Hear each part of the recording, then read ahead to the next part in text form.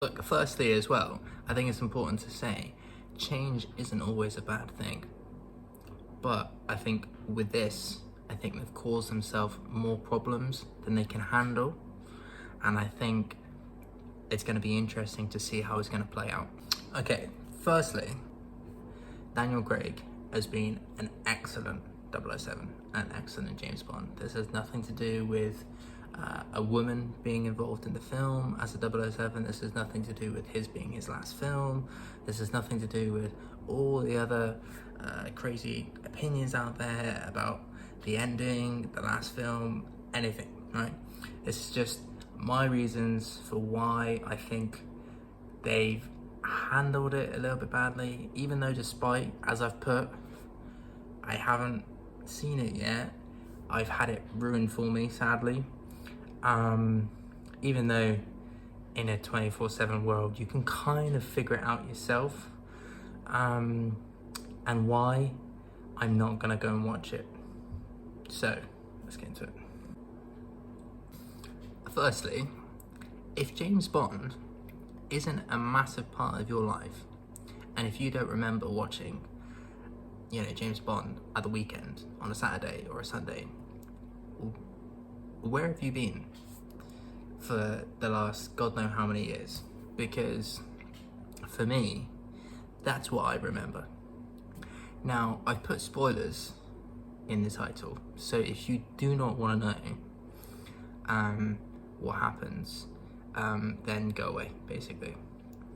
But as I said, I had it ruined for me because, unfortunately, it doesn't really matter if you're a content creator or not, but you can't really seem to go anywhere without, clips of movies, TV shows, anything that is trending right now, pop up, and stuff gets ruined for you.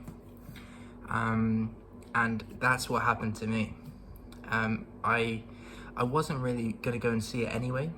I had kind of made up my mind that after Spectre, I didn't really like that one. And I felt that the direction they were going in was, ticking too many boxes. After Skyfall, which was amazing, I think they just turned in a different direction. And of course, when the trailer comes out, it's exciting. But I had already kind of decided I wasn't going to see it. And then obviously now when the movie's out, basically it got spoiled. So anyway, it turns out that obviously it's Daniel Craig's last film. He was going to finish anyway. So they kill him off in the movie. I'm not going to go into details, but instead of going into some kind of alternative route, which I think they could have done. So I'm going to start off here because this is what I'm most angry about. Because it's a franchise. It's like Spider-Man, or it's like Superman, which is changing already. Superman's changing, don't get me into that. How many Spider-Mans have we had? How many, superheroes have we had? How many X-Men have we had? To be fair, they've messed that up as well. But I think they made a massive decision. Instead of just going, look, it's my last film, give me a smooth exit. I don't think Daniel Craig was ever very happy anyway towards the end. I think he's kind of publicly said that he wants to do other things. He's an actor, he wants to challenge himself. That's perfectly natural. If you are an actor, you want to go and do other challenges, other projects. But thinking beyond just an actor, beyond just him, from a franchise point of view, killing him off, and then thinking in the back room, the writers, the next film, the production, they're fucked. That's starting like beyond day one. That's starting beyond, you know, the beginning. You've got to recreate an entire. How do you even do that? And it's not that Daniel Craig has been bad. Daniel Craig's been one of the best Bonds. I think Casino Royale was probably, you know, the best Bond film ever. You know, it's actually more of a love film than a Bond film when you think of it. And then obviously Skyfall, which was epic. But you could have done it so differently. You know, I've done a little bit of writing myself. You could have, you know, you think of someone like Jason Bourne. How many times was Jason Bourne shot, chased, hunted down, and he always found a way out? You know, that was the same with Bond, to be fair. You know, all those Jason Bourne movies, it always ended with that shot of him either like, was he dead? Wasn't he dead? And then he just kind of, you know, swam away. And then the end credits came in. They could have done something like that.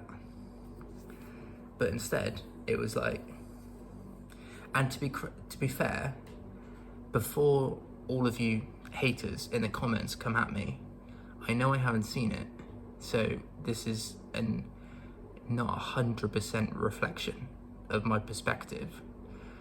But I think because of what I've read and what I've unfortunately seen, little bits here or there, because of the world we live in, I don't think I want to see it now. I don't think I want to see it because I was already a bit on the fence in the way they were going. And now I'm a bit blasé about it. You know, I think after it's settled down a bit and after it's calmed down, like maybe, you know, because it's only a few more months before these things come out on the streaming services. You know, people get very excited. The cinema industry is, people don't want to believe it, but it is. It's on its knees. And, you know, you end up paying money for something that will be on Amazon Prime and Netflix in a couple of months. You know, so I think unless you really feel passionately about something, and this is the point of the vlog, I think they've messed up something that hits home with a very big population, because I don't think they understand how many people care about something as big as James Bond. Like, it's been going since Sean Connery, who's just recently passed away. You know, so to do something as big as end it the way they did and have all this speculation about where Bond is going, like, obviously it's got people talking, which is what you want in this day and age, you know. So you could say it's good, but I don't think it's good in the big picture of what the franchise means, of what the films mean. And it's gonna put people off. You know, it's gonna put me off, gotta go and see it. And I think it's gonna put a lot of people off going to see it. I asked my dad if he's gonna go and see it, and he said no. And I think there is gonna be a lot of people like that who aren't gonna go and see the film because of this. You know, I remember going to see Quantum of Solace back in the day in 2008. And even then, I remember turning to my mate and saying, oh, they're trying to be like Jason Bourne with all this fancy punching. And he said, shut up and watch the movie. But that's what I thought. I thought, is this the new Bond? You know, Daniel Craig doing all this hard punching and all this gritty stuff? Because that's what they were doing. You know, it was the new version of Bond. But that was the last Bond that I saw in the cinema, 2008. You know, and that's 10 years ago. So yeah, I think, you know, thinking about it, there's a lot that you could really talk about. One last thing as well, I think people forget, you know, Daniel Craig, I've said this already, Daniel Craig wasn't happy. You know, he wanted to do other things. And people forget. For me, Daniel Craig's best performance as an actor was in Layer Cake. I think it was a 2004 film. I think I've spoken about this before. And I think it was actually the part that got him the part in Casino Royale. And if you go back and watch it, and if you go back and watch Layer Cake, you'll understand why the casting behind Casino Royale thought, you're Bond. You know, you could play the next 007. Because he was, you know, he was charming, he was silky, he was, you know, good with a gun, you know, he was tough, he was clever, you know, he played a drug dealer / businessman in London, you know, that kind of suave crime film, and it just worked. It's an excellent film. And, you know, that part got him onto the Bond franchise. And, you know, you perhaps think if he didn't do that, if he didn't take the Bond job, how many other films like Layer Cake would he have done? And would he have, you know, gone down a different route? Because it's almost been, 10 plus years of Daniel Craig as James Bond. And, you know, how many other films has he done in and around that? Not much.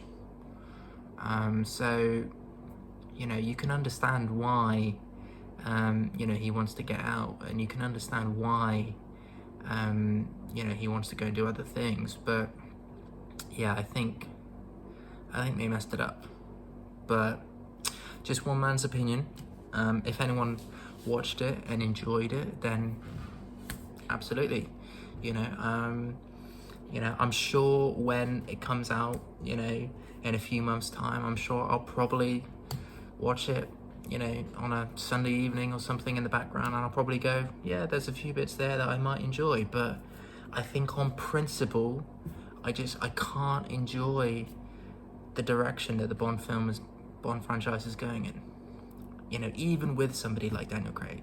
And I think that's the biggest thing of all, because even since Skyfall, which was in 2008, remember? No, 2012. Even since then, Daniel Craig was holding it up. You know, he was the thing holding it up. And then they killed off Judi Dench as well. You know, so they had to bring in, you know, Ranulph Fiennes and other, you know, other things to kind of hold it together.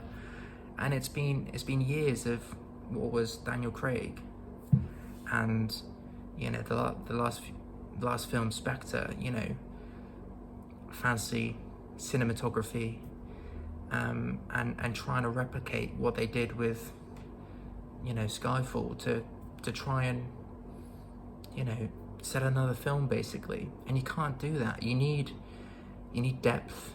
You need a good script. You need a good story. You know, you need to keep an audience engaged. And the last film, Spectre, definitely didn't have that. Even Quantum of Solace didn't have that, but you can kind of forgive them on that one. And Casino Royale had all of them. That was the best. And that was his first one. So, you know, you can understand why it's been so long, and they have tinkered around with it a little bit. And now he's kind of thinking, it's just, you know, this is his career. He wants to probably work with somebody who can get it right for once. Anyway, it's the weekend. I've got stuff to do. But yeah, I wanted to talk about that because, as a lot of people have talked about it, you know, I know I have a lot of opinions on stuff. This is something that probably hits home for a lot of people because it's James Bond, for Christ's sake. You know, it's everyone's childhood. It's everyone's, you know, it's everyone's emotion. So whether you've watched it or you haven't watched it, you've got to have thoughts on it. So, you know, let me know what you think.